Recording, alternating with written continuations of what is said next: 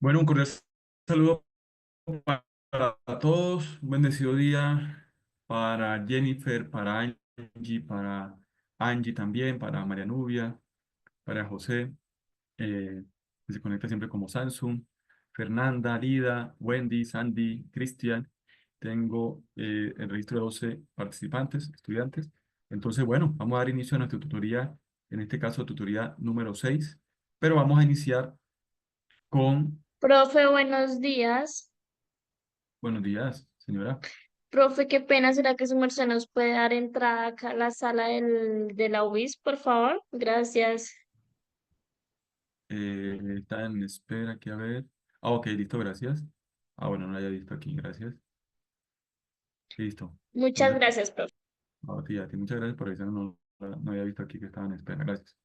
Bueno, listo, entonces, y pues, lógicamente también bendecido día a los que están desde la sala en la sede de Barbosa. Ahí también un cordial saludo. Bueno, entonces vamos a dar inicio a la tutoría número 6, pero quiero que revisemos términos generales, algunos detalles del producto 2 que ya está cargado en la plataforma y que pues ampliamos la fecha, lógicamente, digamos, de entrega. Entonces, pues tiene ahí el tiempo suficiente y pues como están en CIPAS, pues ahí se apoyan. ¿Cuál es lo ideal acá? Estamos hablando de CIPAS, pues, de dos integrantes, ¿cierto? Mi persona con un coequipero. Entonces, la idea es que aprovechen que hay dos ejercicios planteados, propuestos, y que cada uno pues se persone, digamos, de un ejercicio, lo resuelva, lo socialicen entre ustedes, revisen qué ajuste hay que hacerle, ¿cierto? Como lo hice, si le comparto a mi coequipero cómo lo hice, eh, y pues lógicamente ajusten lo que tengan que ajustar entre los dos, revisen y lógicamente multiplicamos el tiempo y pues después se ponen de acuerdo en conformar el informe como tal ejecutivo del producto. Ese, digamos, como lo que le planteo yo, pues como recomendación para hacerlo de forma eficiente el producto. ¿Listo? Entonces hay que apoyarse, tenemos que tener presente que somos dos, entonces hay que apoyarnos para la elaboración y multiplicar el tiempo. Bueno, entonces este es el producto 2, ¿sí? Está la parte inicial, aquí el producto pues se titula situaciones problemáticas, están dados en CIPAS, recuerden que son de a dos. Ahí está pues las condiciones, la forma de entrega, el formato, eh, habla de una portada con unos elementos mínimos, secciones a tratar, eso sí es de las cosas importantes. Primero, introducción, que tiene una notica, tiene un peso ahí en la, digamos, en la nota final. Eh, Tenemos el contenido del producto, que digamos que es digamos, el grueso pues, del informe, pero tiene ahí unas conclusiones. Recuerden que las conclusiones son generales, ¿sí? No solamente del tema, puede ser una introducción inicial, que digo, una conclusión inicial podría ser, em, digamos, el tema en general, ¿no? Estamos hablando de teoría de conjunto, nos sirve para tal, la podemos aplicar, está bien. Pero la idea también es que tengamos conclusiones un poco más contextualizadas, ¿sí? Con el producto. Entonces, en este caso, si estamos hablando de teoría de conjuntos y si estamos hablando de una aplicación, entonces yo puedo tener una conclusión de la aplicación general, ¿sí? Entonces, se aplicó en tal contexto, le permitió identificar a esta empresa tal cosa, ¿sí? Entonces, o con eso, ¿sí? O sea, no solamente son conclusiones generales del tema, me refiero a teoría de conjuntos, pues que se la encontramos normalmente en la web, pero sino que también son conclusiones dadas como tal en el contexto, por ejemplo, el ejercicio uno tiene cierto contexto, al final obtuve tal cosa, entonces puedo tener una conclusión general, ¿sí? Digamos, del desarrollo de la teoría de conjuntos o de la aplicación de la teoría de conjuntos en ese caso específico, ¿sí? Podría ser también. Y tenemos dos, entonces podríamos generar una de cada uno. Entonces, mínimo podríamos tener unas tres conclusiones. ¿Listo? En ese orden. ¿Puedo generar más? Claro, por supuesto. Y eso alimenta más el producto. Pero tenemos aquí también bibliografía. Si yo no consulté ningún libro porque me dediqué fue a hacer los ejercicios, aplicado uno y aplicado 2, ejercicio uno y 2, entonces tengo la mínima bibliografía que va a aparecer decir, tiene que haber bibliografía. ¿Cuál es la mínima bibliografía? un documento de referencia, ¿cuál es? Este que estamos revisando. Se llama Guía de Elaboración, Guía para la elaboración del Producto 2. Entonces, el mínimo documento debería ser Guía para elaboración del Producto 2, el año, el autor es el que está hablando, ¿cierto? Le pone el nombre, el año, ¿cierto? El periodo, bueno, la asignatura, y ya ustedes lógicamente le dan la estructura como tal de la referencia bibliográfica. Y la otra mínima podría ser, si no consulté ningún libro, podría ser las notas de clase, ¿sí? Presentación, notas de clase, asignatura tal, programa tal, de gestión empresarial, bueno, semestre tal, año tal, listo. Eso sería. Ahora, consulté otra referencia, un libro, algo así, pues yo involucro ese libro, una página, ¿sí? Una infografía, bueno, etcétera, etcétera. Anexos, los anexos podría ser, si tengo como aquí también tenemos tabulaciones en hojas de Excel, se podría hacer al final poner anexos los pantallazos, podría ser también. Pero si yo quisiera involucrarlo en el cuerpo del trabajo, también puedo hacerlo y yo los valgo como anexos, ¿sí? Digamos, eso no es inconveniente. Pero si involucren la tabulación. Si no quieren toda la tabulación porque es larga, involucren una parte, primera y segunda, ¿sí? Como unos puntos suspensivos, como en dos partes, y pongan la parte, digamos, el área donde ustedes, el pantallazo, pues del área donde ustedes este, realizaron la estimación de los datos, ¿sí? Eso es. O de los elementos del conjunto, hicieron la formulación de Excel para estimar los elementos del conjunto, ¿listo? Eso es. Eso es. Ahora, con respecto al contenido, o acá, resolver los dos ejercicios aplicados propuestos por el tutor. Pero para ello, cada uno de ustedes, cada uno de los CIPAs, debe tomar como base de solución la aplicación de la teoría de conjuntos, específicamente o particularmente la anotación de conjuntos. ¿Qué es la anotación de conjuntos? ¿Cómo determino un conjunto? ¿Cómo lo llamo? Viene el nombre del conjunto que es mayúscula, el igual, abro corchetes. Aquí no vamos a poner elemento por elemento, que es parte de la anotación, porque van a ser demasiados. Entonces no puedo poner cliente 1, que cliente 20, que cliente 40, es decir, cada uno de los clientes que cumplen esa condición, porque lógicamente no va a ser práctico. Pero aquí sí vamos a poner dentro de los corchetes el número de elementos, 100, 200, 500, 100, 50, el número de elementos que conforman ese conjunto, es decir, que tiene esas características comunes. Y por eso lo hacen perteneciente a ese conjunto. ¿Listo? Entonces, aquí, pero esa es la notación básica. Em, También debemos tener presente un tico, estoy aquí dando ingreso a dos compañeros. Listo, ahora sí.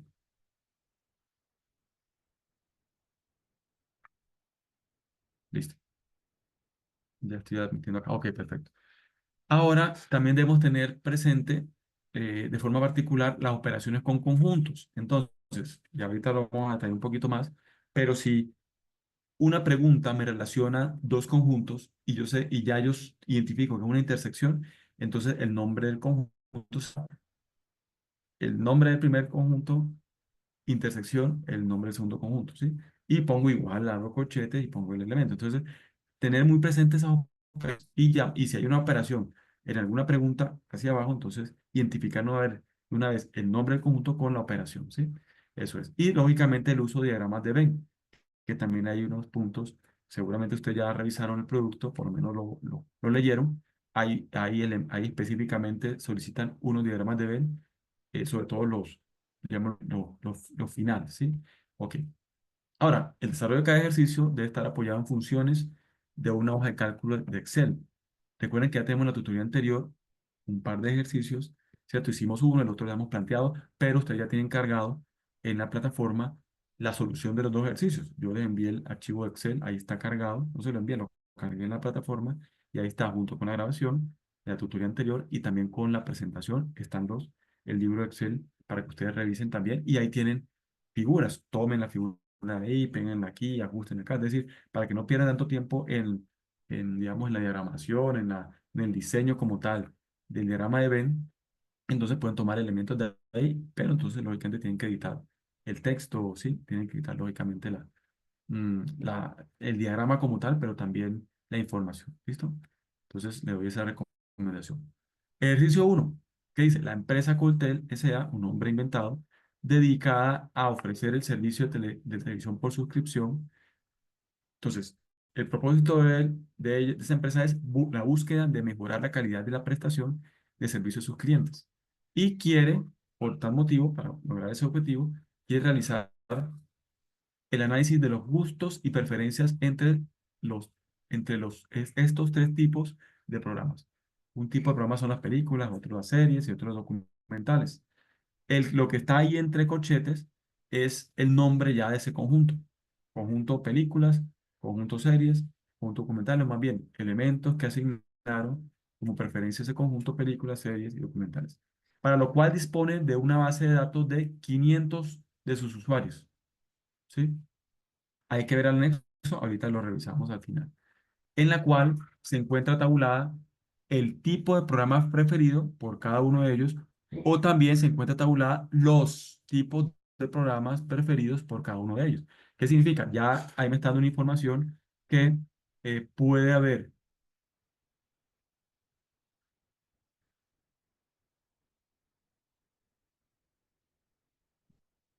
pero el que tenemos en el momento, digamos, ¿qué significa eso? Que la, eh, la persona, el usuario, el cliente, ¿sí? Pudo haber seleccionado uno solo de esos tres, o pudo haber seleccionado dos de los tres, o pudo haber seleccionado tres de los tres. ¿Sí, Monder? Entonces, es el o los tipos, significa eso. ¿Listo? Ok. Es decir, que a pesar que son 500 usuarios, pues la selección de los tipos de programas es más de 500. Ok. Entonces, para todo eso, digamos, a la empresa le es importante identificar lo siguiente. El A, ¿cuántos elementos conforman el conjunto de usuarios que tienen preferencia? Ojo, mire la pregunta, solo por un tipo de programa. Es decir, tienen que buscar apoyados en la formulación de Excel, de los 500 clientes, ¿cuántos seleccionaron un solo programa? Pero específicamente películas. ¿Sí? Ese tipo de programa, películas. El otro, ¿cuántos elementos conforman el conjunto de usuarios que tienen preferencia por un solo tipo de programa? Y ese específico es series. Es decir, ellos no pudieron haber seleccionado otros más, no solamente ese, y ya, ¿sí? Entonces estamos buscando eso acá. Y lo mismo pasa con documentales. Ahí está el nombre de cada uno de los conjuntos, ya lo habíamos dicho, ¿listo? Ok. El B, ¿cuántos elementos conforman el conjunto de usuarios que tienen como una de sus preferencias el tipo de programa películas? ¿Qué me está diciendo acá? Que eh, ese usuario pudo haber seleccionado películas y pudo haber seleccionado otro tipo de programa con preferencia, es decir, series. Entonces, ahí sí me, sí me, sí me, sí me interesa, ¿cierto? A pesar de que seleccionó películas y seleccionó otro. Diferente en el A, que solamente debió haber seleccionado películas, o debió haber seleccionado series, o debió haber seleccionado documentales. Ahora, la segunda aquí del B. ¿Cuántos elementos conforman el conjunto de usuarios que tienen como una de sus preferencias el tipo de programa series? Y la misma forma, documentales. ¿Listo? Como una. Entonces, ahí nos interesa, no importa que haya seleccionado otro tipo, pero por lo menos que seleccionó documentales, por aparte series y por aparte de películas, pero también pudo haber seleccionado otro. ¿Listo? Ahora, C. ¿Cuántos elementos conforman el conjunto de usuarios que tienen preferencia por dos tipos de programas? Solamente dos, por dos. Específicamente, películas y series. Y aquí ya estamos hablando de intersección, por ejemplo. ¿Sí? Ya aquí estamos hablando de intersección. ¿Por qué?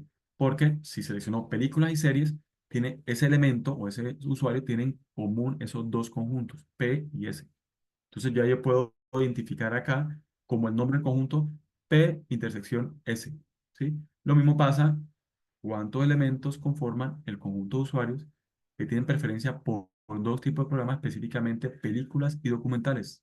Entonces, P de película, intersección D. Y ese es el número de elementos y pongo lógicamente la anotación. Y lo mismo pasa con series y documentales. Listo. Entonces ya estamos identificando intersecciones. D.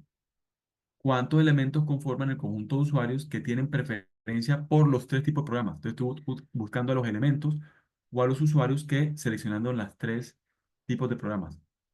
Películas, series y documentales. Y películas, series y documentales. Y entonces ya ahí tendría la intersección de P, intersección S intersección D, lógicamente con su notación, su símbolo, ¿cierto? Su signo, y eso, y lógicamente su forma de escritura. Abro igual, abro llaves lógicamente dentro el número de elementos que identifique. Lógicamente, la idea es basarnos en las funciones de Excel, por eso porque nos da mucho más agilidad. Ok, ILE elabora un diagrama, ojo acá, que ilustre las relaciones lógicas entre los conjuntos, es decir, las operaciones, películas, series y documentales. Entonces ya tenemos los tres conjuntos, entonces tenemos que hacer un diagrama de Venn con tres óvalos o con tres círculos, con la intersección entre ellos, ¿cierto? No solamente entre dos, sino entre los tres, porque mire que la pregunta anterior, la D, me da la intersección entre los tres. Es decir, que seleccionó películas, series y documentales, tiene que aparecer esa intersección entre los tres, ¿sí? Y, y también tengo que poner la intersección entre dos. Es decir, ya en ese diagrama de Venn, que es completo, deben estar los tres conjuntos, es decir, los tres círculos, los tres óvalos, interceptándose de a dos, pero también interceptándose los tres en un punto común. En ese de tres debe ir los elementos que identificamos en el D, y en los de a dos tenemos que identificar los elementos, ¿cierto? Que habíamos estimado en las anteriores, ¿sí? De P con S, de P con D, ¿sí? Y cada uno de ellos, ¿sí? Entonces, eso es. De P con S, a ver, P con S con D y P con D. Entonces, ahí tenemos la intersección de de a dos conjuntos, de los tres, y de los tres en la zona común que es la central. ¿Listo? Ahora, recomendación, identifique muy bien, ¿sí? ¿Por qué? Porque recuerden que son 500 usuarios. Entonces, de la intersección debe aparecer un número. La intersección entre los tres conjuntos. La intersección entre dos, identifíquenlo en las anteriores preguntas. Pero también debe aparecer los elementos que solamente seleccionaron ese punto, es decir, aparte. Es decir, y entre todos, ahí sí debe coincidirme que entre todos deben sumar 500, ¿sí? O con eso, ¿sí? Que ese es de pronto el detalle en que pueden equivocarse ahí.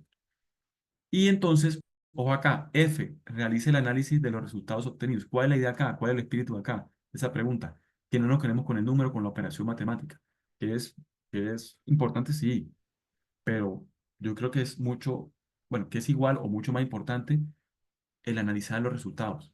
¿Para qué me sirve? ¿Qué me permite tomar decisiones? ¿Cierto? ¿Qué luz me da? Ojo, ¿en relación a qué? En relación a lo que quiere la empresa. Aquí está el enunciado. Para eso hizo el ejercicio de la empresa, no para ponerle a uno trabajo, sino para, basado en operaciones, de teoría de conjuntos, identificar datos que me permitan en la búsqueda de mejorar la calidad de prestación de servicio a su cliente. Eso es. ¿Listo?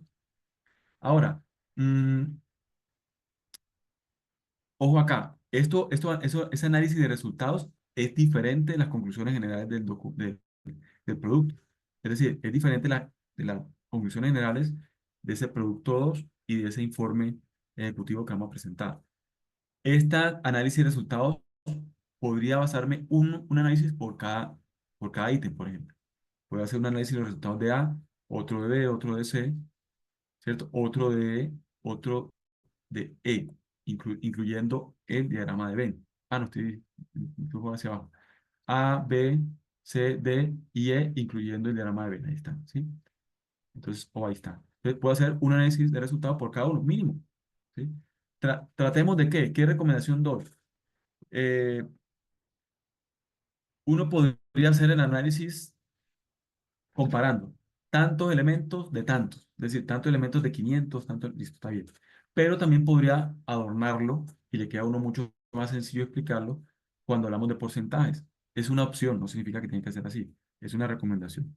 Entonces uno podría decir, listo, si por ejemplo voy a poner cualquier número, si obtuve en la primera parte del ítem A los elementos del conjunto de usuarios que tienen presencia solo, que tienen preferencia, que digo, solo en un tipo de programa, películas, entonces, y obtuve, digamos, 30. Entonces, esos 30 yo sé que son de 500 en total, 500 usuarios, entonces yo puedo dividir 30 entre 500 y el resultado lo multiplico por 100, y un porcentaje. Entonces, yo podría decir, bueno, vamos a hacer aquí el caso aquí específicamente. 30 entre 500 por 100 me daría entonces, ya voy aquí a revisar, 30 entre 500 el orden del 6%, ¿del qué? Sí, 6%. Bueno, sí. Entonces, yo puedo decir que el 6%, ¿sí? De los usuarios tienen preferencia solo por el tipo de programa de películas, ¿sí?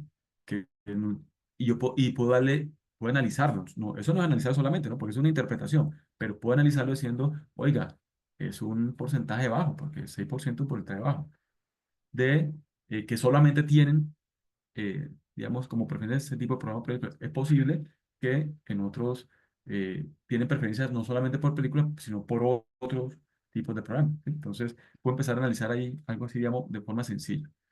Ahora, también puedo relacionarlo con el objetivo específico, que es la búsqueda de calidad de la prestación del servicio, la calidad de prestación del servicio de sus clientes. Lo puedo relacionar con respecto a eso. Ahora, recordemos que el porcentaje, porque es mucho más sencillo de explicar, porque el porcentaje va en relación a 100 unidades. En este caso, que si nos basamos en ese dato de 6%, que no es que sea 6%, sino que les puedo poner un ejemplo, entonces, entonces recuerden que el 6%, ¿qué significa? Oiga, 6 usuarios de cada 100 usuarios tienen como preferencia única el tipo de programa películas. Esa es la explicación del porcentaje. 6 usuarios de cada 100 el 6%. Ahora, lógicamente estamos hablando de 500. Entonces, por supuesto, 500, por eso eran 30 de los 500. Pero el porcentaje me lo lleva a cada 100. ¿Sí?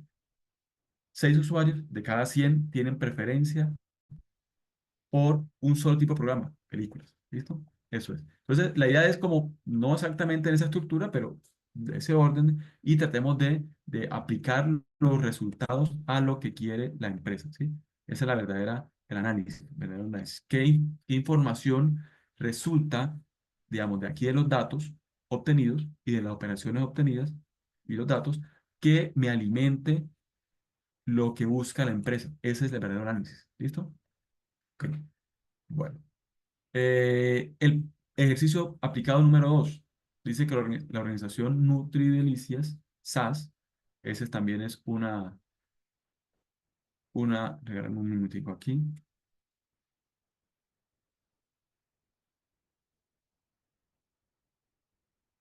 regálame un minutico aquí, les pongo aquí una cosita,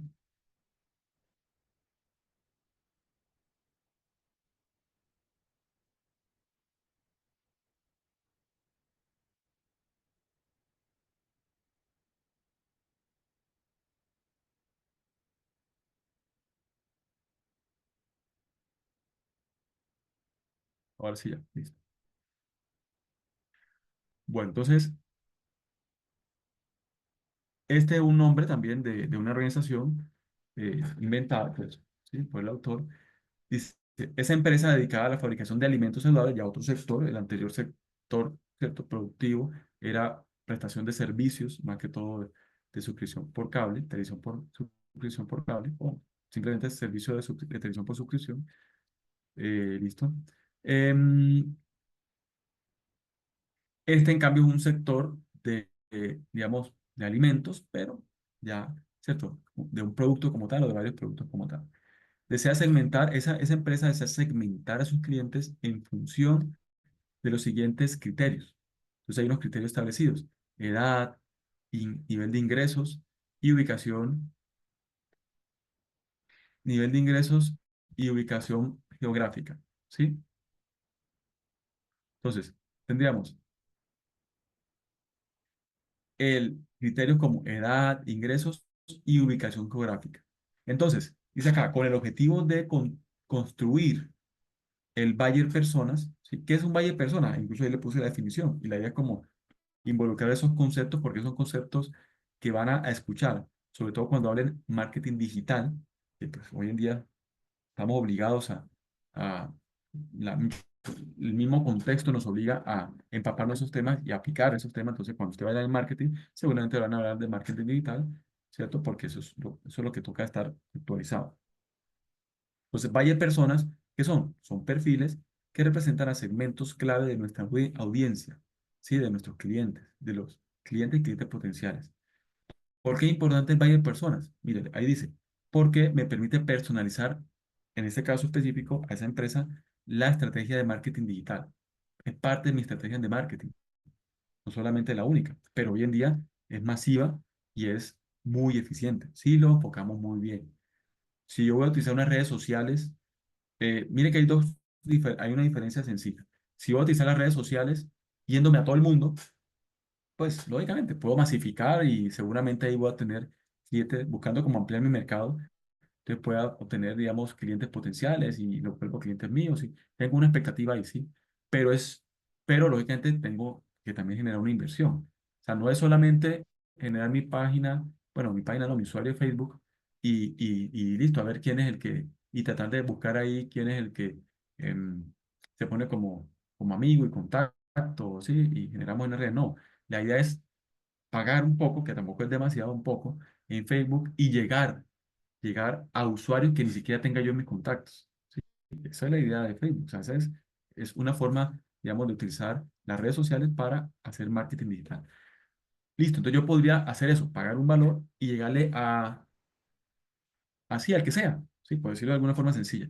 Pero es diferente pagar un valor y llegarle, ¿cierto? A clientes potenciales que tengan perfiles afines a los del buyer persona, es decir, a los perfiles que yo identifico en mis clientes, oiga, que hay un gran porcentaje. Entonces, oiga, mire, mis clientes son voy a poner cualquier ejemplo, entre 30 y 40 años, casados, voy a poner más detalle que no está aquí en el ejercicio, pero así hace uno normalmente.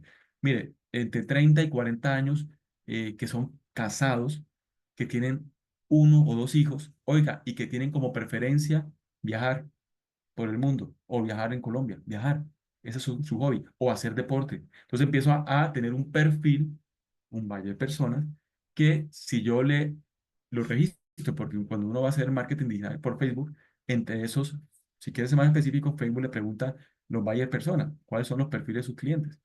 De tal forma que si yo pongo ese perfil y pago 100, 200, 300, hay valores específicos para las campañas y para el número de clientes que contactar, entonces, Facebook se encarga de enviarle a perfiles similares a los que yo coloqué en mi buyer personas, ¿cierto? A Facebook, registré en Facebook, y, digamos, llego a ellos, por lo menos con la publicidad que estoy pautando en esa estrategia de marketing digital, ¿sí?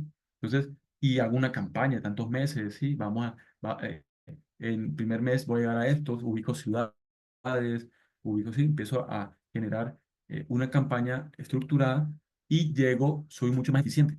Porque si en la primera escenario, que es llegarle a 200 personas, general, yo aquí puedo pagar lo mismo, pero si voy a llegarle a 200, le estoy llegando a 200 eh, clientes potenciales con perfiles afines a los que me han comprado a mí ese producto o esos productos. Entonces, seguramente es un perfil de cliente que es más afín a el producto que estoy vendiendo yo, en comparación a los 200 anteriores, ¿sí? Entonces, esa es la importancia de esto, ¿sí? Y podemos utilizar la teoría de conjuntos para eso. Entonces, dice aquí, se requiere para eso la empresa, para identificar a esos varias personas y ser más efectivo en su campaña y llegar a esos clientes potenciales, requiere identificar en la base de datos tabulada, y ahorita revisamos el anexo, necesita identificar lo siguiente. Bueno, aquí lo siguiente no, aquí hay un error, lo siguiente. ¿Listo?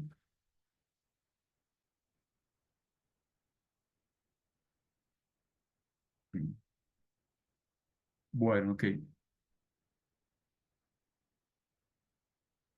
Listo, entonces viene acá.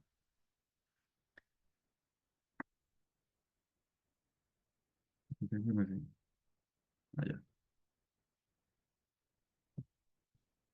Listo, lo siguiente. Bueno, entonces, ¿qué identifica? ¿Qué quiere identificar?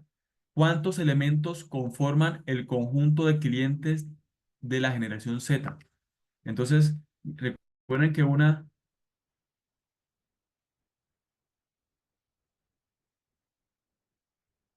recuerden que que uno de los criterios era la edad. Entonces ahí me está preguntando, en pocas palabras, clasifiquémoslo por edad. Entonces, ¿cuántos elementos conforman el conjunto de clientes de generación X? ¿Cuántos conjuntos los millennials y cuántos conjuntos los de baby boomers? Entonces, primero, los de generación Z. Ahí me está diciendo, este Z que está entre corchetes ya me está indicando el nombre del conjunto. Entonces, ese conjunto se llama Z, generación Z. Ya sé que está identificado por el criterio de edad. La edad de generación Z es entre 18 y 25 años, incluyendo los límites, es decir, 18 y 25, los extremos. Ahora, ¿cuántos elementos conforman el conjunto de clientes de millennials? M, se llama el conjunto. Están entre 26, incluyendo 26, y 40 años. Es decir, todas las edades entre esos límites, en ese intervalo, conforman los clientes de esa generación millennials, ¿sí? Listo. Aquí, y cada uno de esos nombres, incluso, y eso es bueno que nos familiaricemos con con esos nombres dados a las generaciones que identifican las edades, o esos intervalos de edades, porque pues eso es lo que se utiliza hoy en día normalmente, ¿no? Digamos, son como nombres de generaciones actuales, ¿no? Vamos a ver seguramente en temas de marketing y todo eso. Y porque lógicamente depende, los gustos van cambiando en la medida que tenemos edades diferentes y generaciones diferentes. Entonces, y eso hace parte, digamos, de la psicología del consumidor. ¿Cuántos elementos conforman el conjunto de clientes de generación X? Ahí me involucro yo, 41 años a 56 años, más cercanito a 40 y más cercano a 41, sí, por favor.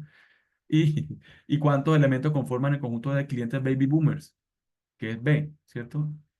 De 57 a 75 años. Es decir, todos los clientes, los 600 clientes que están registrados en esa base de datos, tienen edades entre 18 y 75 años. ¿Listo? Ese baby boomers, por ejemplo, cada uno de esos nombres, si ustedes tienen inquietud por los nombres, pueden revisar en las redes y cada nombre tiene una razón. Entonces, por ejemplo, me acuerdo aquí los baby boomers. Baby boomers, a pesar de que son personas de 57 a 75 años, y como así bebés, ¿no? Pues, no creo que sea porque uno cuando sea, sí, en cierta edad, ya tercera edad, más, bueno, tercera no, edad adulta, pues, eh, ya, ya se vuelve como bebé, ¿no? No es por eso, sino que ese rango, digamos, o ese intervalo de edades, cuando fueron bebés, por lo general fue la época donde hubo la guerra, ¿cierto? Las bombas, ¿cierto? La época de las bombas, todo ese tema, ¿sí? A nivel, digamos, en los países, eh, digamos, orientales, todo ese tema, sí, hay toda esa situación allá. Bueno, entre países orientales y occidentales. Entonces, se relacionan con esa época, ¿sí? Pero cuando fueron ellos pequeños, ¿sí? En estos momentos no, lógicamente son adultos. Es más o menos así la tendencia, digamos, del nombre. Y así cada uno, generaciones X, Z, millennials, bueno, cada quien tiene su explicación si quieren ahondar un poquito más por los términos. Pero aquí nos interesa es eso. Entonces, eso es lo que hay que ubicar acá. Ojo que son intervalos. Entonces, entre 18 y 25 cabe el de 18, 19, 20, 21, 22, 23, 24 y 25. Entonces, toca revisar muy bien la función y el condicional para que Excel, una función muy sencilla, me identifique los clientes de esa generación, ¿sí? Z, por ejemplo. Y no tener uno que ponerse a contar, este tiene 18, este tiene 25, este tiene 24. No, no, eso no, para eso está Excel, son 600 datos, ¿a qué hora? A 600 clientes, no sé qué datos, son más datos. Son 600 por 3, son 1800 datos realmente, ¿sí? Porque cada uno tiene un dato de cada criterio. Entonces son 1800 datos. Entonces eso pues no vale la pena. Para eso está Excel. Sí, entonces revísenlo con el compañero del CIPA que le pongo. Uno puede poner en condicional. Sí, recuerden que aquí podemos utilizar contar.sí, pero puedo utilizar también contar.sí.conjunto.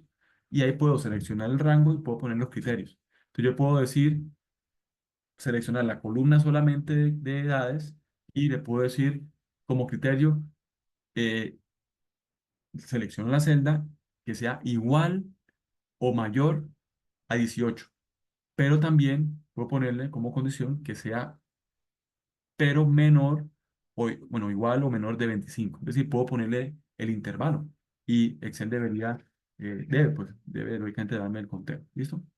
Eso es. El B va más relacionado con las zonas de ubicación, ¿cierto? Y hay dos criterios, zonas urbanas y zonas rurales. Ahí están los determinados nombres del, del conjunto, ¿sí? Y tengo, entonces, simplemente identifico de los 600 cuáles están en zona urbana, de los 600 rurales, pongo la anotación de conjunto y listo, y pongo los datos. Y los elementos, número de elementos. El C, ¿cuántos elementos conforman el conjunto de clientes de la generación Z?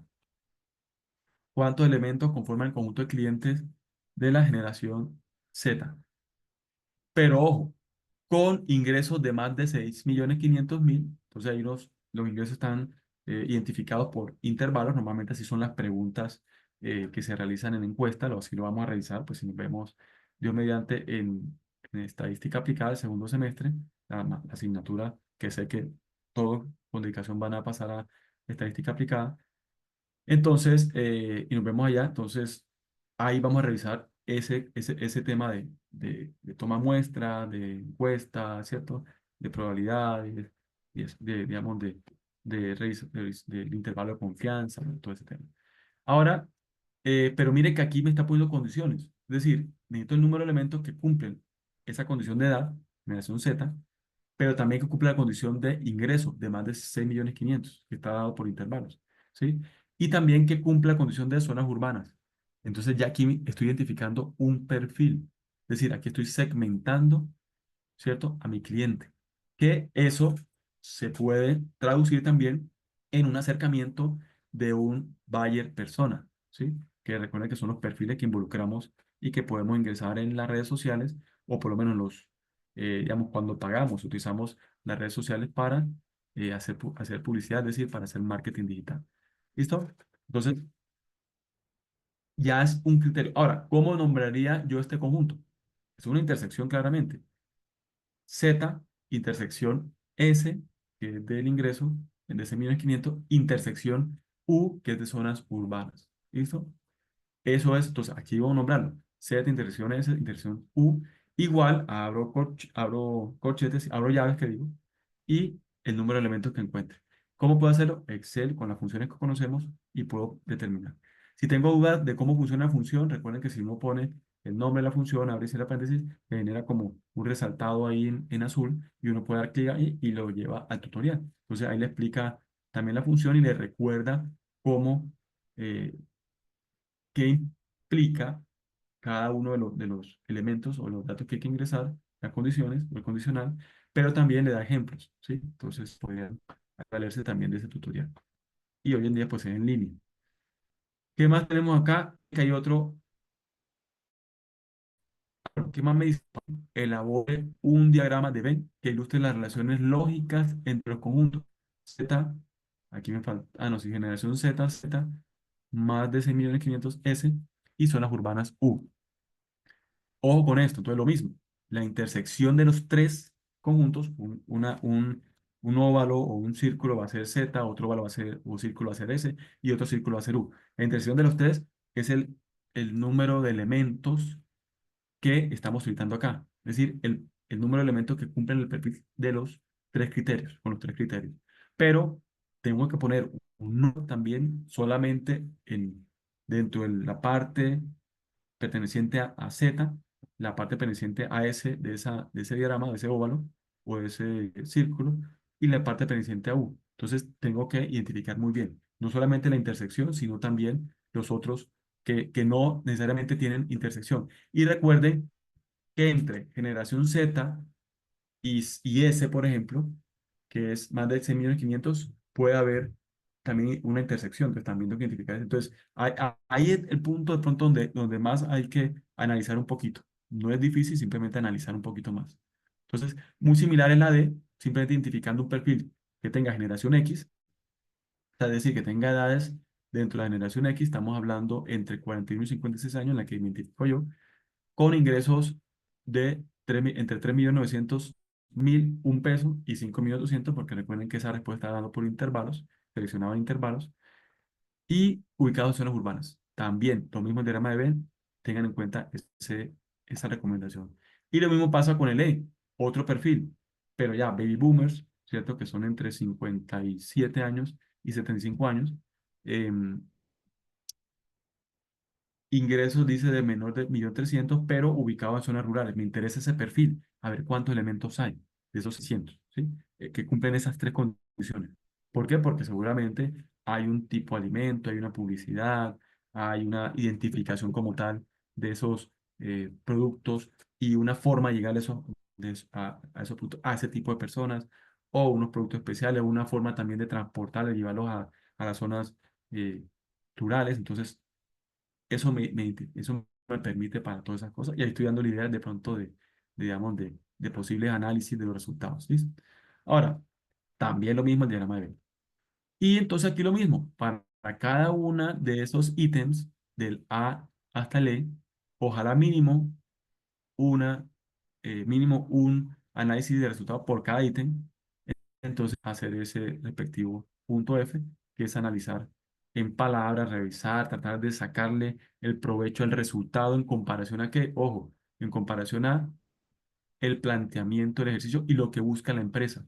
¿Qué busca la empresa? Segmentar sus clientes e identificar los perfiles, ¿cierto? Es decir, esos varias personas para enfocarse mejor en su campaña basada en una estrategia de marketing digital. ¿Listo? Entonces, ese es el ejercicio. Cualquier duda, pues lógicamente estamos atentos a, por lo que le digo yo, ¿no? Le insisto siempre que ojalá inicialmente sea por el grupo de WhatsApp. Nos da pena, ¿será que yo hago esa pregunta y esa pregunta es muy obvia y los demás ya la saben? No hay pena, no hay nada. No hay pena. Eso es como cuando uno va a aprender a hablar inglés. Se equivocó, se equivocó. Estamos aprendiendo, ¿sí? El que es experto, el que vive por allá, bueno, si estoy hablando inglés, que vive por allá en los países de habla inglesa, pero yo estoy aprendiendo, ¿sí? Entonces, ¿por qué el que viene, digamos, norteamericano o de habla inglesa aquí no le da pena equivocarse? Y hablan bien mal, ¿sí? Pero uno no se burla de ellos, entonces, es lo mismo, o sea, aquí no podemos burlarnos y darnos pena porque hicimos una pregunta y creemos que es muy obvia, no. Peor es quedarme con la inquietud y con la duda, ¿sí? Entonces, o con eso, entonces yo, digamos, eh, digamos, el curso o, digamos, el orden, pues, de los medios para las preguntas, siempre lo enfoco en que ojalá, si tengo una duda, primero, si tengo una duda, le pregunto a mi coequipero. No, los dos tenemos la duda, no, no, sí, no sé, sí, no tengo claridad. Listo, entonces, entre los dos preguntamos en el grupo de WhatsApp. ¿Por qué? Porque es que esa duda que tenemos con mis CIPAs, con mi compañero de CIPAs, puede ser que otro CIPA también la tenga. Entonces, si lo compartimos ahí y yo respondo ahí, entonces la podemos solucionar para varios compañeros, ¿sí? Listo. Que definitivamente no es algo no sé, bueno, listo. Entonces, como tercera paso, porque primero es el CIPA, segundo es el grupo de WhatsApp, el tercero sería ¿cuál? Pues listo, el docente directamente. Entonces, el docente directamente por el interno, creo que es pero ojalá sea por el grupo WhatsApp.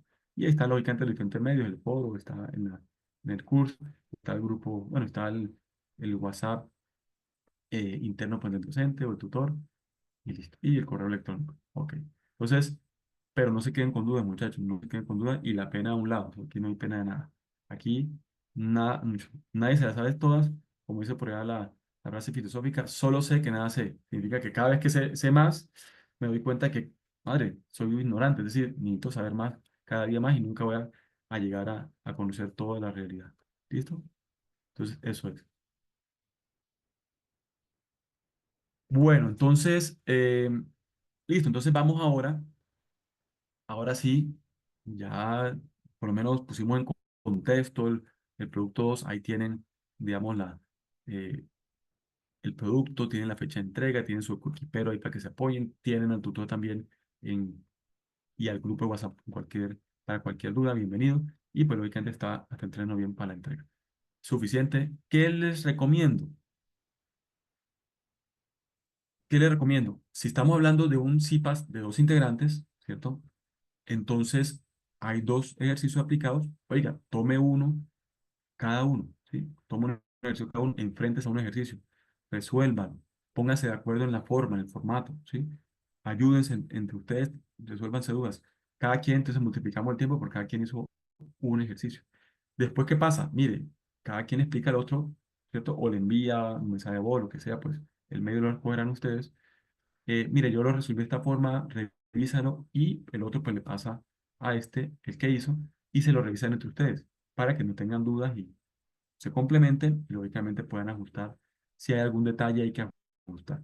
Y ya después se pongan de acuerdo en la presentación. ¿Viste? Yo hago la introducción, yo hago las conclusiones, cada quien hizo su análisis de cada ejercicio y listo. Y entonces le damos forma, listo. Entonces me lo envían a mí y yo lo ajusto, ya le doy la forma completa, el formato, todo y lo enviamos. ¿Listo?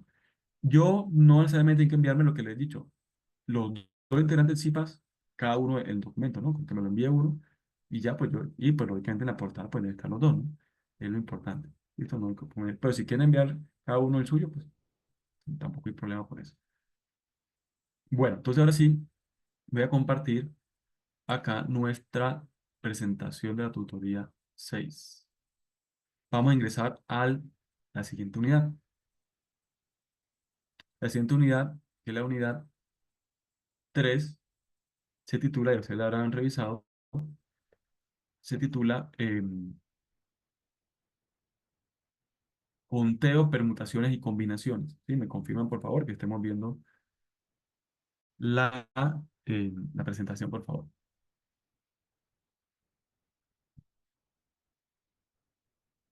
Me confirman, por favor, sí. Estamos viendo la presentación. Ya uno, por favor, Sí, muchachos. señor. Ok, gracias. Allí, démosle. Listo. Bueno, entonces, listo. Unidad 3, conteo, permutación y combinaciones. Le damos aquí la presentación, que la tenemos en nuestro guión de aprendizaje, pero pues veamos aquí entre todos y podemos complementar algunas cositas. Dice, contar es una de las actividades propias, ¿cierto? Del desarrollo, dice acá, de habilidades matemáticas. Sin embargo, a medida que avanzamos en la ruta del aprendizaje, nos encontramos con situaciones en las que necesitamos contar las posibles agrupaciones de elementos de un conjunto. Mire que empalma con el tema anterior, con la unidad anterior conjunto, que estamos finalizándola y que lógicamente tenemos nuestro producto ahí en vigencia.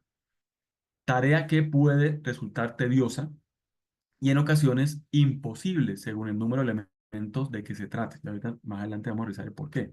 Y porque hay operaciones como el factorial que yo puedo decir 3 factorial. Entonces multiplico 3 por 2 por uno. ¿Sí? Y obtengo que es 6. 3 por 2, 6. Y 6 por 1, 6. Listo. Pero un factorial de 50. 50 por 49 por 48. Eso, no, eso lo hace por allá el amigo este de Málaga que tiene, ¿cierto? Que tiene el Guinness Record de varios récords, pues, digamos, de multiplicación y tantas decimales de este tema. Pero bueno, bajo técnicas ya muy, ¿cierto? Especializadas. Pero aquí la idea tampoco, y creería yo que, no sé, complejo. Porque son multiplicaciones de varios y varios, eso hay nada, un número inmenso. Yo creía que hasta allá no llega, pero bueno, por lo menos el que más se acerca sería él. Pero ya para eso tenemos Excel, ¿sí? Este, entonces, ¿qué pasa? Dependiendo del número de elementos, ya se convierten en esas operaciones mucho más complejas. Y para ello disponemos de técnicas de conteo, las cuales nos permiten determinar en especial, dice, la cantidad de ordenamientos que se pueden hacer con los elementos de un conjunto. Entonces yo puedo tener combinaciones o parejas, si son dos datos, combinaciones de varios elementos, pero también puedo, sin importar el orden, pero también puedo tener cierto número de respuestas o número de elementos posibles o número de respuestas posibles, dependiendo del orden, ¿sí? Entonces se llama permutación. Entonces una se llama combinaciones, otra se llama permutación. Pero primero vamos a ver algunos, alguna técnica para conteo, después vemos alguna técnica para conteo con combinaciones y después vemos alguna técnica para conteo con permutación. ¿Listo? Dice que muchas veces no se es consciente de que en las actividades cotidianas están presentes las aplicaciones de las técnicas de conteo y razón de ello se hace uso de las operaciones en mayor o menor escala. Adicional, debemos tener presente que las técnicas de conteo nos pueden ser útiles en el cálculo de probabilidades, tema que vamos a abordar, ustedes van a abordar, puede ser junto conmigo, con tu tutor o tutora, el próximo semestre, ¿cierto? En el curso de estadística aplicada.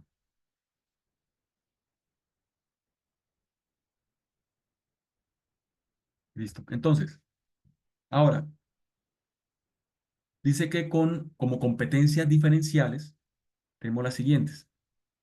Con el desarrollo de la unidad, se espera que cada uno de ustedes evidencie que pueda resolver situaciones del contexto empresarial haciendo uso del conteo o las técnicas del conteo, ¿sí? También como indicadores, entonces, tenemos que el logro que se identifica en el contexto determinado las situaciones que se pueden interpretar desde los fundamentos del conteo, sus técnicas, también que cada uno de ustedes analiza situaciones problemáticas acopiando la teoría de conteo y sus técnicas, ¿sí? También tenemos que cada uno de ustedes incorpora conceptos, leyes y propiedades matemáticas de la solución de problemas, y también que se expresa la importancia y la aplicabilidad del conteo y su efecto en las disciplinas financieras, contables y económicas y en el sector, aplicada en el sector empresarial, ¿cierto? A las organizaciones. Listo, entonces vamos a, como introducción al tema, ahora sí ya en materia, vamos a analizar este concepto, ¿sí? Este concepto que es la probabilidad. Y entonces por eso se titula Introducción a esa primera parte, Introducción a la probabilidad. Y la probabilidad, ¿qué pretende? La probabilidad pretende, de alguna forma, medir la incertidumbre que tenemos. ¿En qué? En diferentes escenarios, en diferentes situaciones, ¿cierto? Y que pueden surgir, dependiendo de esa situación o situaciones o contextos, pueden surgir preguntas como estas.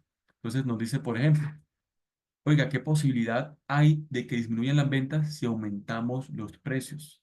Y uno pensaría en forma lógica, bueno, uno de los elementos, o uno de los criterios más bien, para, para asignación de precios, ¿cierto? O fijación de precios es efectivamente hacer el estudio del precio, digamos, de los productos de la competencia, ¿sí? O los productos de competencia, no hablemos de la competencia como empresa, porque uno debería tener su factor diferenciador y en la medida que uno tenga su factor diferenciador en sus productos y servicios, pues supone que no va a tener competencia, es decir, menos va a tener competencia y la competencia es uno mismo. Pero, pues uno revisa los precios eh, de productos, si, digamos, similares en el mercado, ¿sí? Ahora, ¿esto por qué? Pues porque lógicamente uno de los factores de decisión, uno, no siempre es el único, uno de los factores, porque otro es calidad, la imagen, la marca, la confianza, bueno, uno de los factores es el precio, ¿no? Entonces a veces yo voy a comprar azúcar, entonces bueno, el azúcar yo comparo, bueno, marca, pero bueno, el azúcar es azúcar, ¿no? Igual es dañino, sea marca una, sea marca otra, en mi concepto, ¿no? De alimentación saludable, es dañino, entonces yo trato de no comprar azúcar. Pero bueno, si fuese a comprar azúcar, pues entonces no, pues más bien compro el más económico, pues porque en última es dañino, a mí la marca no, y de pronto pues eh, es como muy similar digamos, el producto en calidad, su marca. Entonces yo me fijaría, pero entonces si, digamos, si fuera una libra de azúcar que fueran a subir el precio, yo creo que se afectaría las ventas, ¿cierto? Las disminuye. Pero la pregunta es, listo, ya eso es claro. La pregunta es, bueno, en qué medida? Ahí sí quedó corto. Y para eso nos vamos a apoyar en la probabilidad. ¿Sí? Listo. Eso como esto es una introducción a lo que en estadística vamos digamos, a complementar, ¿sí? El otro semestre, y es cómo podemos aplicar técnicas o métodos más bien para estimar o para fijar esa probabilidad, para estimar esa probabilidad. ¿Listo? Pero eso está involucrado con eso también. Ahora, hay otra pregunta acá. ¿Qué posibilidad hay de que un método nuevo de ensamblado aumente la productividad? ¿Cierto? Si es más eficiente, puede que sí, pero ¿cómo mido eso? ¿Qué probabilidad existe? ¿Qué número le doy a eso? ¿Sí? Para tener más seguridad o menos seguridad. ¿Cuáles son las posibilidades de que el producto se tenga listo a tiempo si aumenta eficiencia? Bueno, pero ¿qué medida le doy a eso? Eso es lo que trata de medir la probabilidad. ¿Qué oportunidad existe de que una nueva invención sea rentable? Hay una incertidumbre grande, ¿cierto? Hay que llevarlo, llevarlo al mercado, pero yo desde antes, de alguna forma, podría responder esa pregunta dándole un peso, una medida que me dé mayor seguridad o de pronto me permita ajustar antes de gastar el dinero, hacer la producción y llevarlo al mercado y que de pronto no sea lo suficientemente rentable, ¿sí? Entonces, son técnicas o la probabilidad me permite darle una medida a esa incertidumbre. Entonces, ¿qué es la probabilidad? Efectivamente es la medida numérica, o acá, de la posibilidad de que ocurra un evento. Esa es la probabilidad.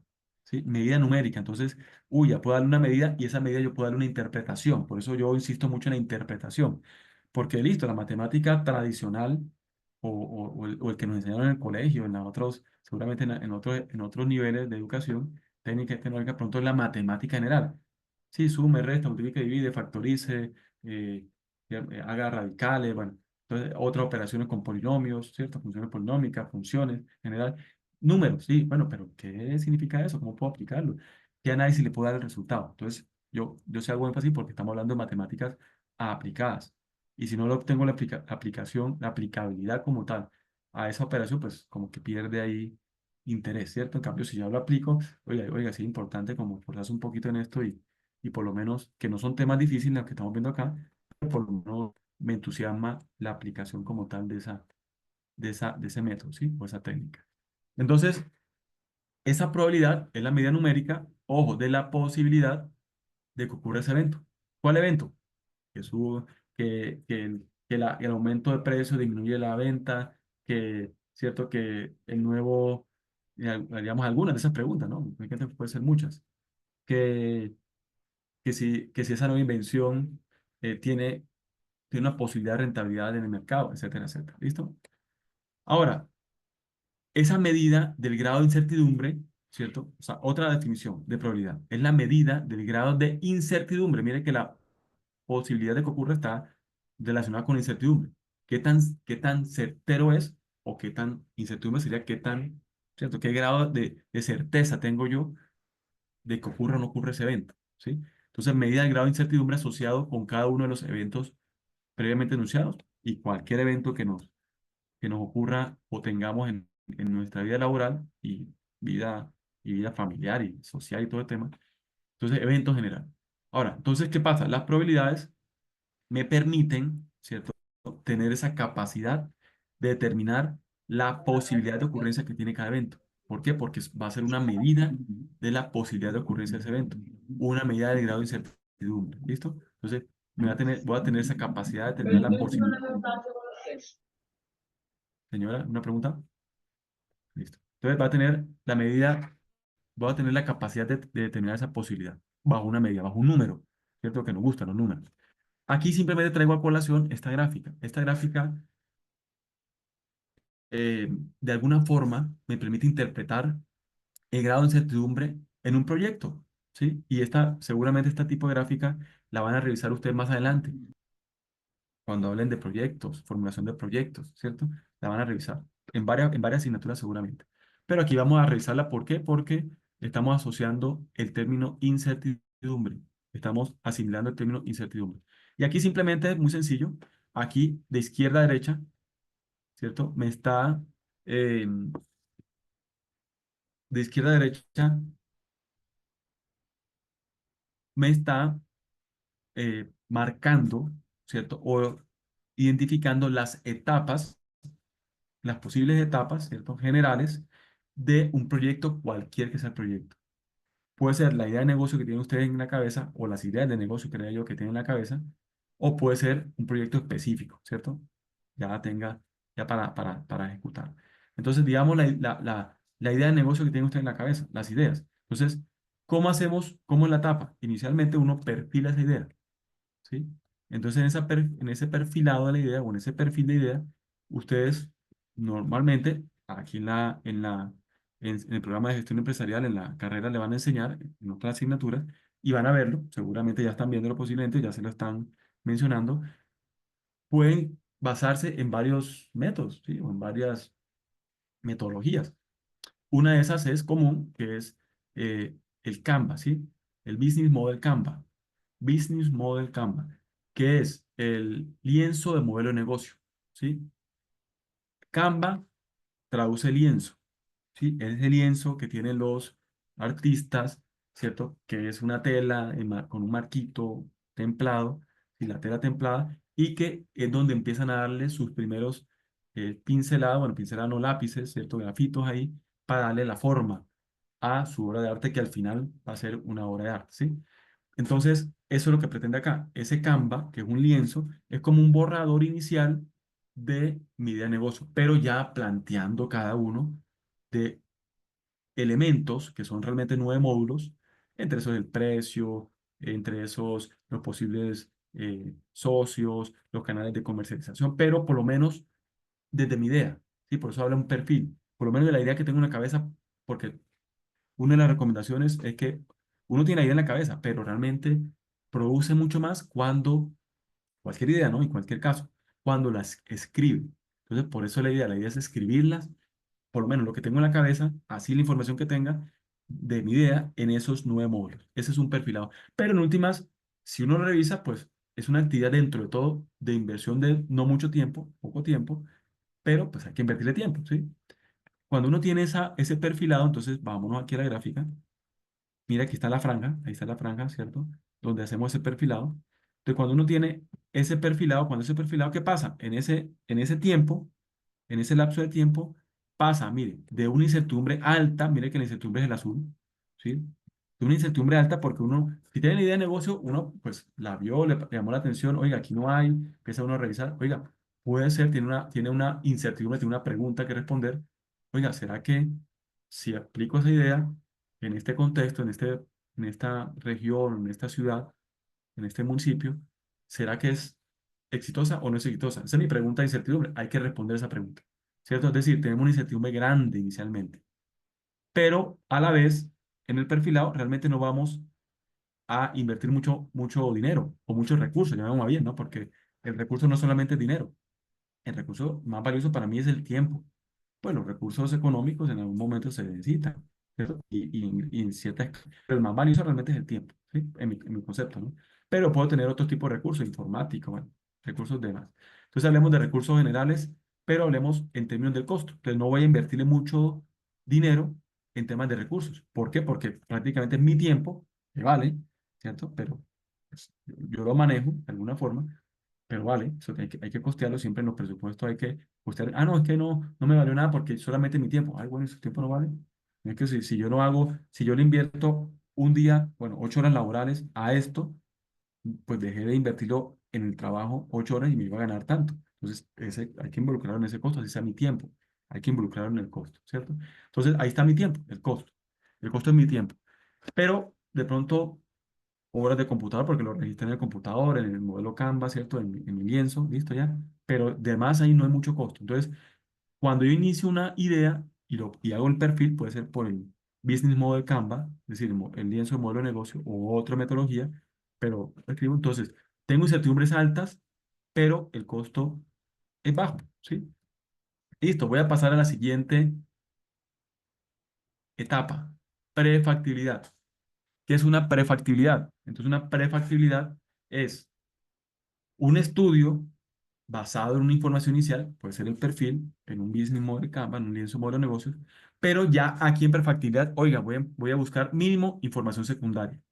En el perfil que hice, me basé en la información que yo tenía, ¿cierto? Así que tenía y la idea que yo tenía y lo registré, pero y de forma muy rápida, ¿sí? Y de pronto busqué alguna información, pero básica y revisé. Ya en la prefactibilidad voy entonces, a utilizar información secundaria del sector en que es mi idea, de, digamos, de resultados de otras empresas que en sector, en otras ciudades, seguramente en otros países, pero me voy a estar enfocando en mi idea de negocio, pero con información de otro.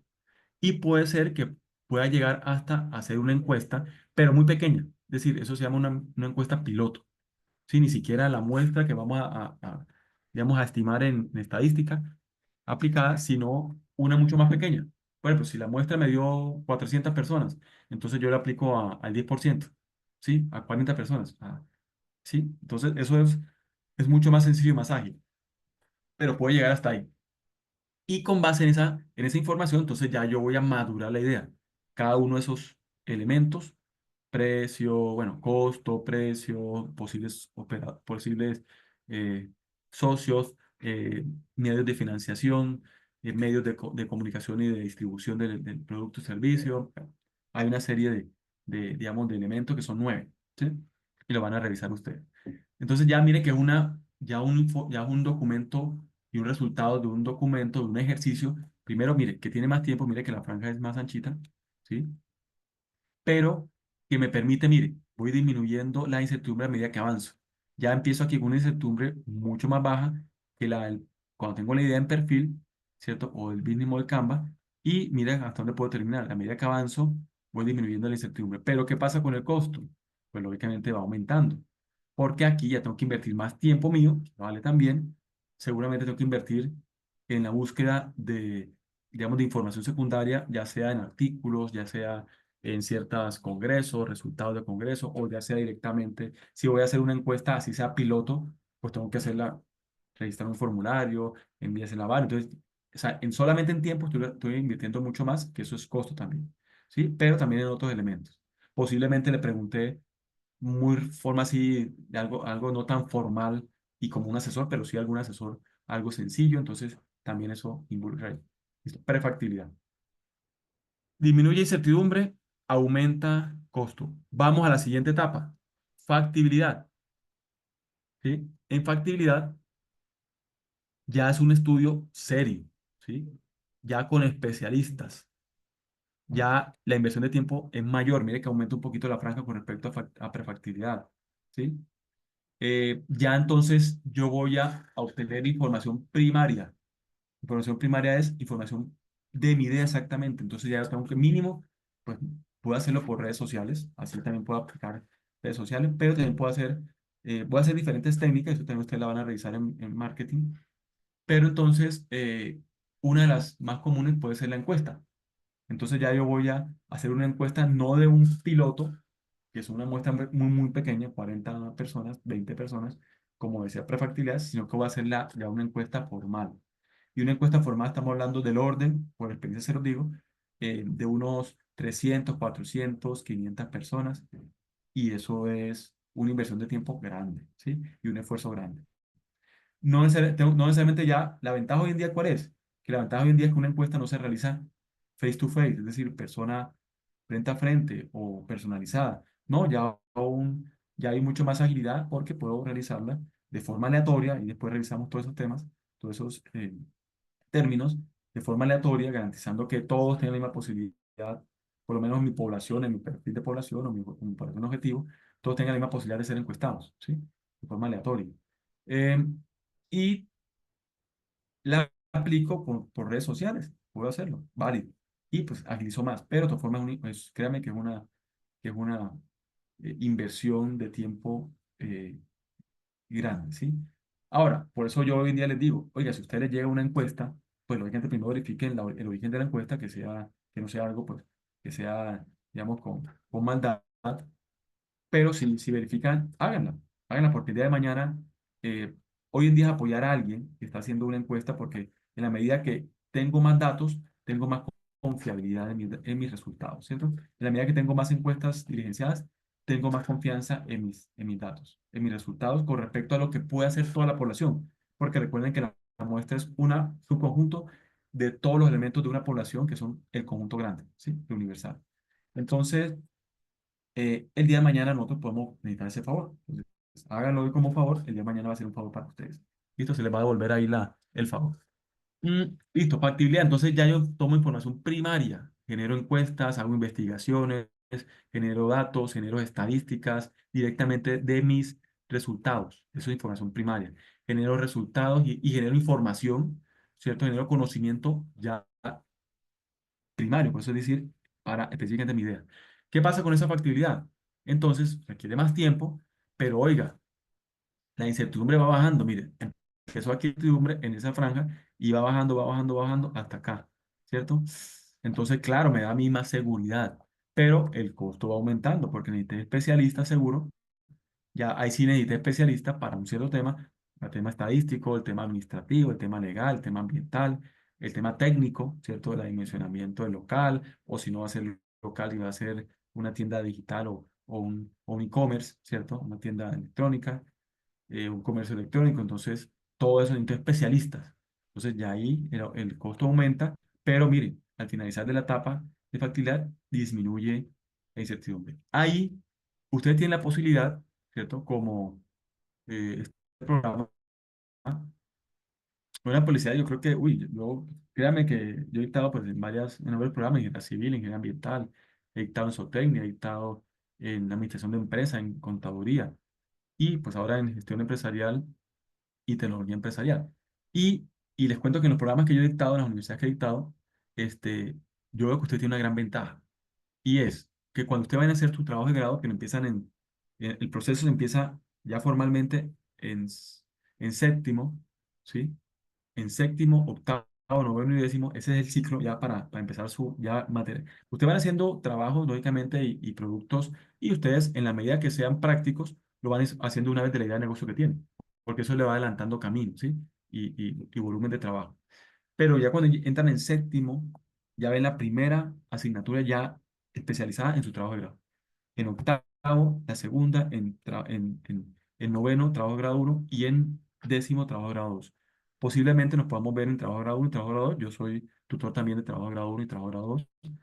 En este momento tengo dos grupos de trabajo de grado uno y dos grupos de trabajo de grado 2.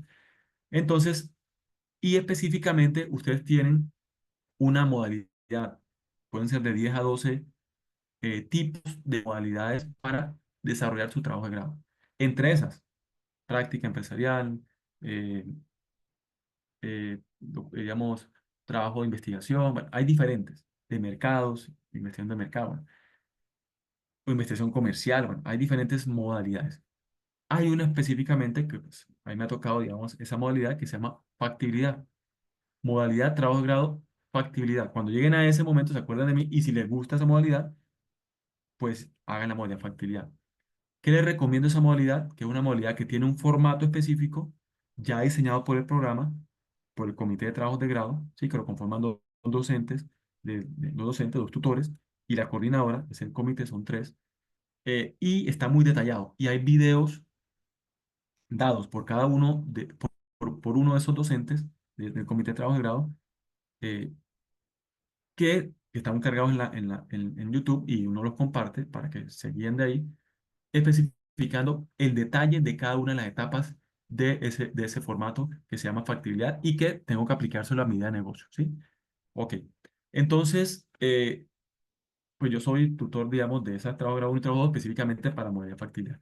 Entonces, ¿qué me refiero? Que van a tener ustedes la posibilidad de tener un formato donde tienen la parte inicialmente de, digamos, de, de perfilado de esa idea con unos puntos específicos, la segunda parte de mercados, donde van a hacer la encuesta y van a detallar cada uno de los resultados obtenidos y analizarlos de su encuesta, de cada una de las preguntas, después la parte técnica, la parte administrativa, la parte financiera, ¿cierto? Tienen esas cinco o seis, bueno, cinco son cinco, deben ser cinco ítems, pero cada ítem tiene un desarrollo de subítems, ¿sí? Riguroso y que lógicamente ya va a ser a nivel de factibilidad, es decir, de revisar si esa idea de negocio eh, tiene gran posibilidad de éxito, primera opción. Segundo, oiga, que tiene posibilidad de éxito, pero oiga, hay que revisar estos dos detalles, hay que mejorarlos, sí, puede ser un resultado también, hay que mejorarlos para garantizar su éxito,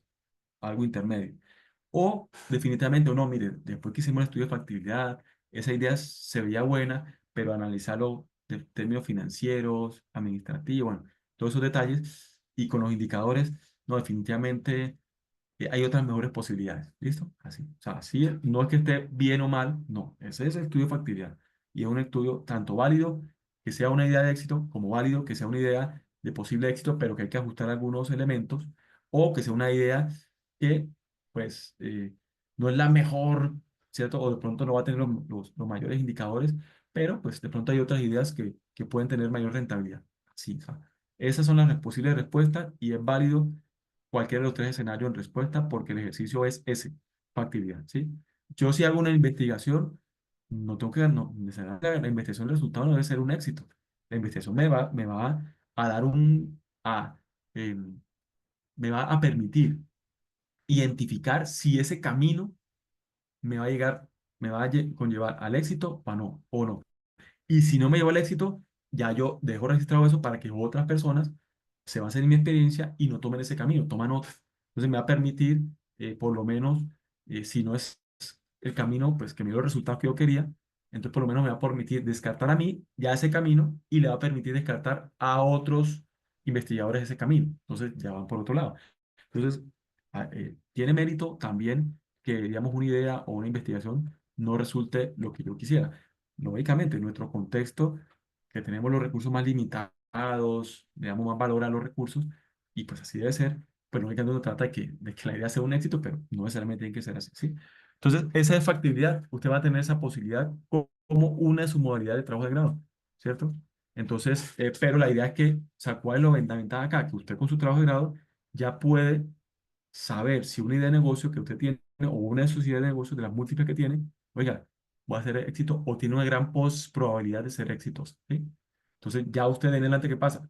Ah, yo con esa incertidumbre baja y con ese, bueno, con esa inversión de tiempo, digamos, entonces ya yo puedo a partir de ahí sí invertir el primer peso, recurso económico, mire, y tengo un documento que soporta y respalda la decisión de un inversionista, por ejemplo. ¿Qué quiero hacer énfasis acá? Ojo, mire acá, la incertidumbre nunca es cero, ¿sí? La incertidumbre nunca es cero. Mira, aquí hay una brechita entre el cero, que sería el eje horizontal, y lo que es la valoración aquí de la incertidumbre. ¿Listo? Entonces nunca va a ser cero. La incertidumbre nunca va a ser cero. Pero en la medida que yo disminuya la incertidumbre, pues tengo más probabilidades de éxito. ¿Listo? O por lo menos de saber qué va a pasar, qué resultado voy a obtener. Eso es. Listo, entonces acá, bueno, entonces vamos a avanzar un poquito más y como también darle un poquito de descanso a la voz. Vamos a avanzar un poco más hasta plantear, listo, hasta plantear esta parte aquí de la, digamos, de los elementos que vamos a tener en los experimentos. ¿Listo? Entonces ya sabemos ahí, me pareció una clase más de otra asignatura que de matemáticas, pero mire que todo está relacionado y eso es lo que queremos mostrar acá.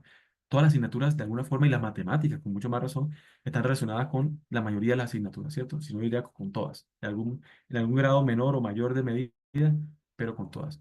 Ahora, si nosotros hablamos de probabilidades, hay una escala de valoración de esas probabilidades, que va de 0 a 1. Si uno habla de probabilidades, va de 0 a 1. Ese cero, en otros términos, si lo multiplico por 100, me va a indicar un 0% de probabilidad de ocurrencia de ese evento. Y al uno, si lo multiplico por 100, me va a indicar el 100% de probabilidades, ¿cierto? De ocurrencia de ese evento. Ahora, ya dijimos que la probabilidad o la incertidumbre nunca era cero. Es decir, siempre va a haber un valor de incertidumbre. En otra cara de la moneda, la certidumbre o la probabilidad de ocurrencia nunca va a ser el 100%, ¿sí? Es lo contrario. Incertidumbre, certidumbre, ¿sí? Son términos contrarios. Incertidumbre, ¿cierto? Uy, ¿qué tanto? ¿Qué incertidumbre voy a tener? No, no. En la medida que aumento mi detalle de la investigación, de la etapa del proyecto, sea factibilidad en ese caso, listo, disminuye, pero nunca va a ser cero.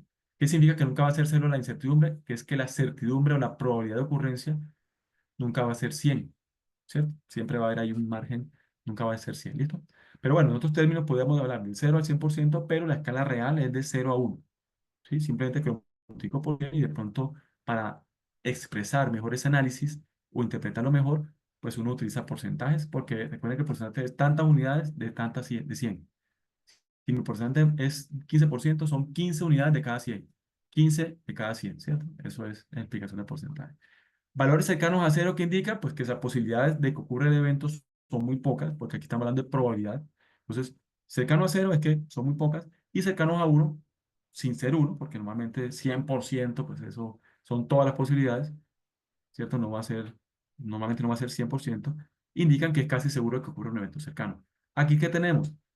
Sencillo, tenemos una escala numérica, ¿cierto? Donde tenemos lo mismo que dijimos acá, gráficamente cercano a 100, ¿cierto? Es poco probable. Y en medida que aumento a 1, que digo cercano a 0% o a 0, simplemente de 0 a 1, es probabilidad baja. Y cercano a 1, en términos o en la medida de probabilidad, hay una posibilidad muy alta de que ocurra. ¿Qué significa? Que a medida que me desplazo de izquierda a derecha, voy aumentando la posibilidad creciente va creciendo esa posibilidad de ocurrencia de ese evento, ¿sí? Entonces, un valor menor a 0,5 y cercano a 0, pues es un valor de una probabilidad, ¿cierto? Menor de la mitad, es decir, menos de la mitad de posibilidad de que ocurra ese evento. Entonces, 50 cada 100, si estoy hablando de 0,5, la mitad. Pero si tengo un 30, pues 30 cada 100, pues estoy hablando voy acercándome a 0. Y por valores por encima de 0,5, pues me darían por lo menos una mayor posibilidad de que ocurra ese evento. ¿Qué pasa si fuese 50? Entonces es similar 0,5 a 0,5, entonces como 50-50, ¿sí? 50-50. Recuerden que cuando nosotros aplicamos de forma sencilla esa muestra, si ese es su conjunto, esa formulita que tenemos por allá en las, en las diapositivas anteriores y que las tenemos, diapositivas no, en las que tenemos en la tutoría anterior y la que la tenemos por allá en una de las hojas de cálculo del libro de Excel, de los ejercicios de las tutorías anteriores, aparece ahí una estimación que yo les dije que esa formulita le van a utilizar en estadística y le van a utilizar también en su proyecto de grado, ¿cierto? Si la modalidad factibilidad o en cualquier encuesta que vayan a hacer ustedes, apliquen esa fórmula. Y recuerden que ahí decía P minúscula y uno menos P, ¿sí? Que P minúscula era la probabilidad de ocurrencia, ¿cierto? O la certeza de que ocurra eso. Y el P minus y el uno menos P digamos, digamos, la incertidumbre, ¿no? Entonces, pero venga, le voy a decir exactamente cómo lo tenemos acá. Yo tengo por aquí la hojita acá. Entonces, voy a poner aquí una vez más bien. Vamos a compartirla por acá. Debo tenerla aquí. Y ya lo ubiqué acá. Para que no, pues, no ponerlos a imaginar, sino más bien hablar sobre la fórmula acá. Y aquí tenemos lo siguiente. Entonces, tenemos acá que, recuerden, esta estimación de muestra. Mire que aquí hay un P y un Q, ¿cierto? Aquí le llamamos P y Q. Ese Q es uno menos P, ¿sí? Ahí está, uno menos P. ¿Por qué? Porque entre el P y el Q suman ¿cuánto? Suman el uno por el uno. El uno es la probabilidad, es decir, el 100%. La probabilidad se- es la medida entre cero y uno. Entonces, entre el P, que recuerden que el P aquí decía probabilidad de éxito, ¿sí? Y el Q, que decía que era uno menos P, es la probabilidad de fracaso. Entonces, en pocas palabras, probabilidad de que ocurra, ¿sí? Y probabilidad de que no ocurra. Entonces, entre las dos debe sumarme ¿qué? Uno, que es la máxima probabilidad. ¿Qué significa el 100% todo? Entonces, mire que aquí ponemos esa probabilidad 0,5 y 0,5, probabilidad de éxito y probabilidad de fracaso, entre las dos deben sumarme uno. Entonces, ahí estamos poniendo lo que dice acá como algo intermedio, que eso es como algo, digamos, es una posición, eso se llamaría una posición conservadora en términos estadísticos y matemáticos, algo conservador. Es decir, no, algo optimista sería un P, una probabilidad de éxito por encima de 0,5, un 0,8. ¿Qué significa que el Q debería ser 0,2 porque entre los dos deben sumar 1, que es la probabilidad total, que es el 100%, ¿sí? Entonces, eso sería una posición intermedia, una posición conservadora, ¿sí? Optimista sería por encima de 0,5, pesimista sería por debajo de 0,5, ¿listo? De probabilidad de éxito. Entonces, eso es lo que estamos de alguna forma revisando acá, ¿sí? S, la probabilidad de éxito o la probabilidad de que ocurra ese evento determinado, ¿listo? Eso es. Entonces, ese 0,5 es tan posible que el evento ocurra como que no, es decir, una posición intermedia, una posición conservadora, que fue lo que está expresado allá en esa formulita. ¿Qué tenemos acá? Y demos finalicemos con esas tres diapositivas. Listo. Entonces, un término, experimento. ¿Qué es un experimento? Es el proceso que genera resultados definitivos, ¿cierto? O definidos. Ojo, en cada una de esas repeticiones del experimento, pues se llaman réplicas, también otros términos réplicas, habrá uno y solo uno de los posibles resultados experimentales, ¿sí? Ejemplos, lanzar una moneda. Hay dos posibilidades. El experimento es lanzar una moneda. Si yo lo hago una vez, tengo una sola réplica, es decir, tengo una sola repetición. Si lo hago dos veces, tengo dos réplicas o dos repeticiones. Esos son sinónimos en este contexto, digamos, estadístico. ¿Qué resultados puedo tener experimentales? Oiga, que caiga o cara o cruz, o como decimos nosotros, cara o sello. ¿Listo? Eso pues tomado un libro americano, entonces pone cara cruz como traducción. Entonces, cara o sello en nuestros términos criollos. Ahora, otro experimento, ¿cuál puede ser? Tomar una pieza para inspeccionarla, una sola pieza. ¿Qué puede pasar? En esas réplicas, una sola réplica, puede pasar digamos, el inspector, un inspector, revise y encuentre defectos o que la encuentre sin defectos, en buen estado. ¿Sí? Listo. Tengo otro tercer experimento posible, una llamada de ventas, una demostración telefónica.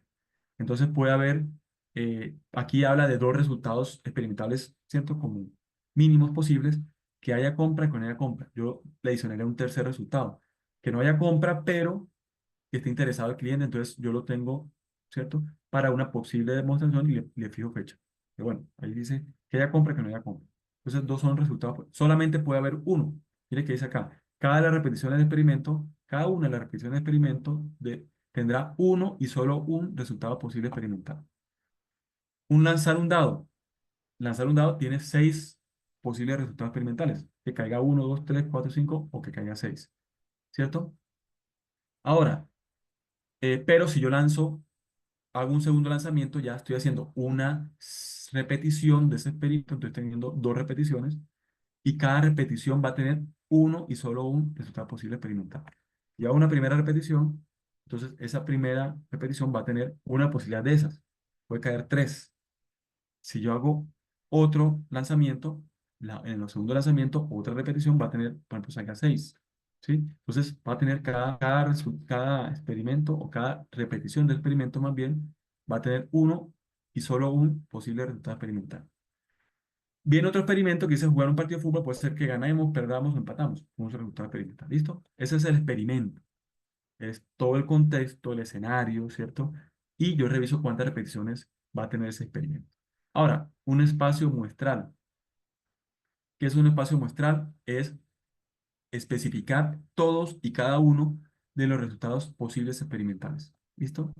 Eso también se llama, cada uno de esos resultados posibles se llama punto muestral. Entonces, cara es un punto muestral. Cruz, en el primer ejemplo, es un punto muestral.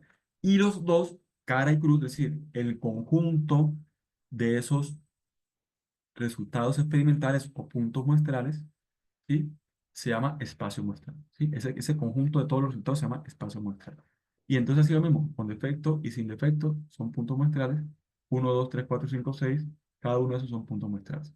Y ese espacio muestral lo denotamos, mire, ahí está, notación de conjuntos, teoría de conjuntos, mire que va relacionado, lo denotamos con la S mayúscula, así en cursiva, que eso se llama espacio muestral. Si hablo del primer ejemplo, el espacio muestral será el conjunto S mayúscula cursiva, igual, abro mis llaves y encierro en las llaves, y separados por coma, los elementos de ese conjunto, es decir, los resultados experimentales o los puntos muestrales, que es lo mismo. Entonces, pongo cara, pongo cruz, son los dos posibles resultados experimentales. ¿Sí? Si obtengo el del ejemplo o experimento del dado. Tengo dentro de mi conjunto espacio muestral uno 2 3 4 5 y de la misma forma cuando estamos hablando del inspector que revisa la condición de las piezas, si está con defecto o en defecto, ahí está. ¿Listo? Bueno, entonces dejémoslo hasta ahí. Esa es la introducción, ya tenemos unos elementos que estamos relacionados con la teoría de conjuntos, con la notación de conjuntos, por eso hablamos de conjunto inicialmente, porque pues ahora vamos a hablar de, digamos, de conjuntos, conocidos como el número de elementos, ¿cierto? Que tienen esa característica en común, ¿sí? Aquí pues las características que son resultados experimentales y las posibles experimentales son esas opciones, ¿sí? Pero también la próxima tutorial, entonces vamos a continuar ya hablando de la regla de conteo para experimentos de pasos múltiples. Ya saben que cada paso es, ¿cierto? Si voy a lanzar un dado, hago el primer lanzamiento, eso es un paso. Si hago el segundo lanzamiento, ya tengo dos pasos. O si hago un tercer lanzamiento, ya tengo tres pasos, ¿sí? Cada uno de esos repeticiones. También vamos a revisar, vamos a ver unos ejemplos, también vamos a revisar lo que es, bueno, aquí no está, pero seguramente ya también vamos a empezar lo que es la regla de conteo para combinaciones y la regla de conteo para permutaciones. Y hacemos ejercicios aplicados y obtenemos y revisamos las funciones que nos sirven en Excel para estos casos, porque las vamos a necesitar, ¿sí? Aquí vamos a tener factorial de un número, factorial de un número 3 es muy fácil porque 3 por 2 y por uno es 6, pero factorial de un número como 30 ya no es tan fácil porque 30 por 29 por 28 hasta llegar a uno es el resultado del factorial, del 30 factorial. Entonces vamos a necesitar Excel, ¿listo? Y hay unas funciones específicas para combinaciones, directamente para permutaciones, ¿sí? Que nos va a facilitar mucho la vida no solamente en la asignatura, sino también en el producto y, lógicamente, en nuestra vida laboral. Entonces, dejemos hasta ahí, muchachos. Cualquier duda ya saben de producto 2, estoy atento y nos vemos en la próxima tutoría. Para descansar un poquito también la voz yo, que tengo tutoría ahorita de 11 a 1 y de 4 a 6. ¿Sí? Eso es. ¿Listo? ¿Alguna duda con respecto al tema? Cualquier inquietud, pues lógicamente va a quedar la grabación ahí cargada y por supuesto va a quedar la presentación. Y la próxima tutoría, pues ya hacemos ejercicios de Excel como tal aplicados a cada una de las técnicas que vamos a realizar también en la siguiente tutoría. ¿Listo? Entonces, muchas gracias Jennifer, María Nubia, Angie, a todos los compañeros que están allá en el, en el aula, en la sede Barbosa, a Angie, también a José, a Fernanda, bueno, a iPhone de María, a María, a Yerly, a Samsung, ¿cierto? Ya esto nos pone ahí, nos cambia el usuario para identificar quién es, a Wendy, a Vanessa, a Magali, a Fernanda y a Sandy. ¿Listo? Gracias por quedarse hasta este momento, gracias por aguantarse en este momento. ¿Listo? Nos vemos en la próxima tutoría. Muchas gracias, un bendecido fin de semana, un bendecido jornada académica que continúa seguramente y estamos en contacto. Cualquier inquietud, ya sabes, estoy atento. Gracias, profe. Feliz fin Vale. de semana. Igualmente, gracias, bendiciones. Gracias. Gracias, profe. Gracias, gracias a todos.